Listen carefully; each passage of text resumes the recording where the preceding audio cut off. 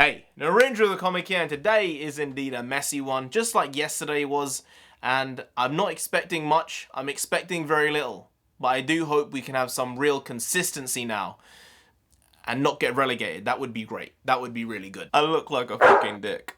I don't know why, it just has that Lord Farquaad vibe, you know? The Farquaad. It kinda looks a little like that. You have to embrace certain things. I'm not sure I love this, but I'm pretty sure I hate it, to be fair. I'm pretty sure, but it's different.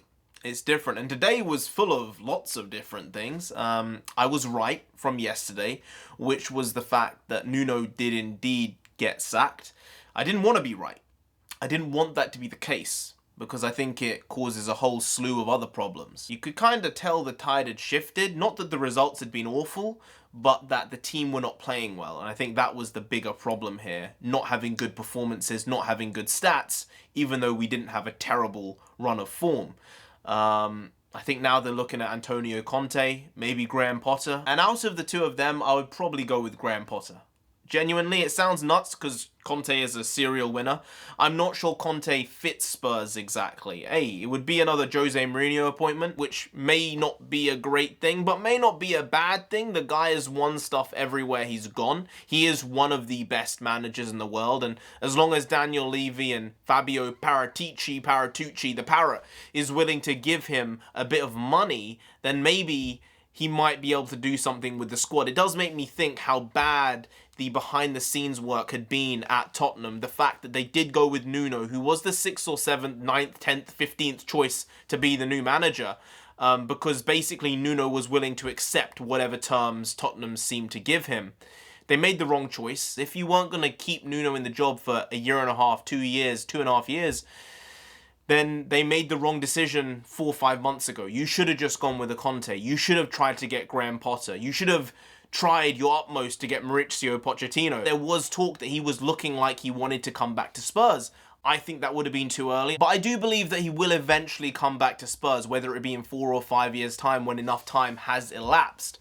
But Conte is a dangerous choice. He could really break the club down in a positive way, and then build it back up, or just break it down and then leave. And I think that's something which is very, very problematic for someone like Daniel Levy, who needs the control and needs to understand exactly what's going on at any given time. And at the end of the day, it does really come down to recruitment. Spurs didn't want to give Conte the money in the summer.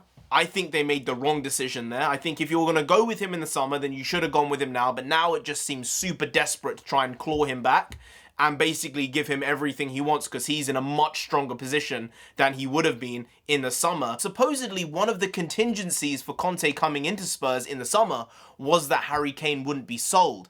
And apparently Daniel Levy couldn't give that assurance, because if the right amount of money came in, he would have said bye-bye to Kane, and Kane would have gone to Man City if the 150 number had come in.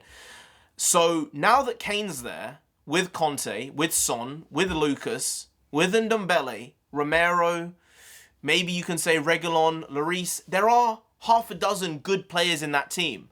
But whereas a few years ago we needed 2, 3, maybe 4 players in the squad to be added of real quality, now we need like 7, 8 in the whole squad, because it's not a strong enough squad. And I think Conte will know that going into this now, seeing how they've played throughout the season, knowing their strengths, knowing their weaknesses. I do worry though, because if Jose Mourinho couldn't get Daniel Levy and Joe Lewis to open the checkbook when he wanted to for the players he wanted to, then I'm not sure Antonio Conte can do the job there. I don't think that's going to happen. So maybe there's something signed in the contract that he gets to hand select 1 or 2 players over the next 2 or 3 transfer windows that he wants, regardless of the price. Like if they say you have 80 million net to spend in this transfer window, 60 million net in the next one, and you can do what you want with the money along with Fabio Paratucci, Parrotman, then I think that might be a reason why Conte might sign.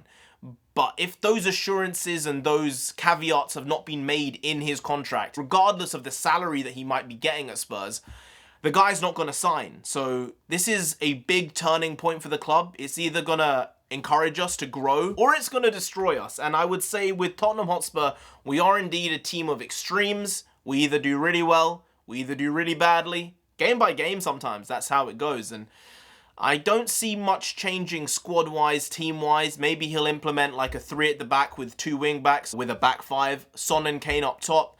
And then in the middle of the park, it seems like Højbjerg and whoever he wants to put in there.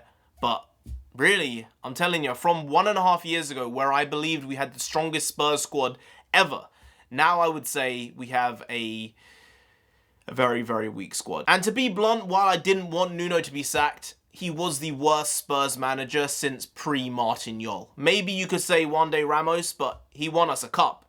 While it may have been the Carabao, then Carling Minnie Mouse Cup, not even the Mickey Mouse Cup, the Minnie Mouse Cup. It's still a cup, and it's the last thing we've won. So maybe I'd have to say before Martin Jol. And Martin Jol did a good job for Spurs. He definitely made Spurs more consistent, and I do feel he laid the building blocks for what Spurs have become as a club, as a brand, and as a team from 15 years ago. So I have the utmost respect for every single Spurs manager. You know, even Jose Mourinho, some people don't like him. I think he did a decent job. I think you look at Andre Villas-Boas, Harry Redknapp obviously kind of brought us into this new era. And then Maurizio Pochettino built on that and made Spurs the club, and I would say the global club to an extent that it is now. But I'm hoping for the best, expecting the worst, and that's the way I kind of view Tottenham right now. Let's see where it goes. Who knows? We might finish in the top 4. I'm not betting on it. I wouldn't put that bet on, but you never know. It could just happen.